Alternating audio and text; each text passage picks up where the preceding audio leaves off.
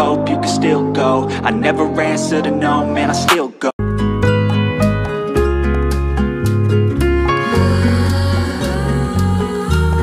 नमस्कार मित्रांनो, मी आलो आहे माळशेज घाटातील पिंपळगाव जोगा डॅमवर. तुम्ही माझ्या मागे बघू शकता की किती मोठा हा डॅम आहे. पूर्ण दोन्ही साईडला मोठमोठे डोंगर आणि याच्या मागे स्काय ब्ल्यू कलरचं पाणी. आणि या साईडला मी कार पार्किंग केलेली आहे आणि मिस्टर दिनेशसुद्धा आज माझ्याबरोबर आहेत. Even when you feel low, you can still go. Even when you feel slow, you can still go. Even when there's no hope, you can still go. I never answer to no, man, I still go. Go, go, go, go, go, go, go.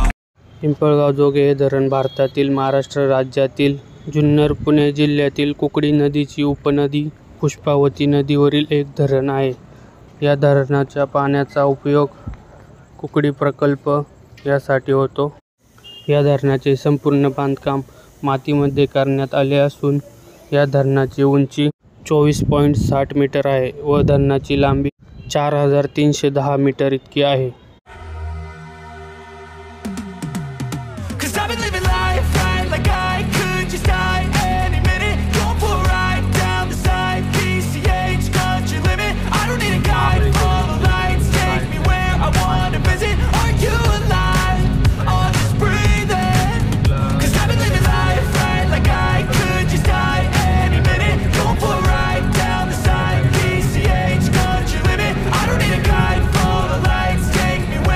आपल्याकडे एवढा time नसल्यामुळे आपण ह्या पाण्यामध्ये enjoy करू नाही शकणार. डॅमच्या पाण्याची लेवल बघू शकता की इथे असते, इथपर्यंत वरती असते. पण आता कडक उन्हाळा असल्यामुळे पाण्याची लेवल खाली गेली आहे आणि एकदम दूरपर्यंत आपली नजर जाते. तिकडे लांबपर्यंत डॅम पसरलेला आहे आणि ह्या साईडला पूर्ण या दोन्ही डोंगरांचं पावसाळ्यात पाणी जमा होतं आणि भरपूर प्री वेडिंग, लग्नाचे शूट, पिकनिक, आपले मित्रमंडळी, भरपूर जण फॅमिलीवर आपले फोटो काढण्यासाठी वगैरे फिरण्यासाठी इकडे ह्या डॅमवर येत असतात.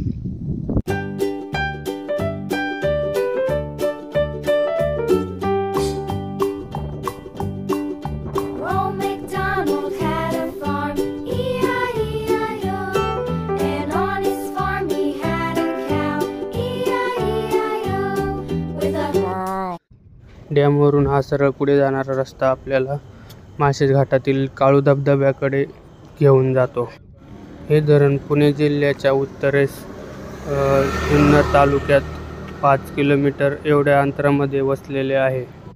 मुंबईवरून जर आपल्याला ह्या पिंपळगाव जोगा धरणाला यायचं असेल तर आपल्याला कल्याणपासून हे धरण 92 किलोमीटर या अंतरावरती आहे व पुण्यावरून सुमारे या धरणाचे अंतर 90 किलोमीटर एवढे आहे.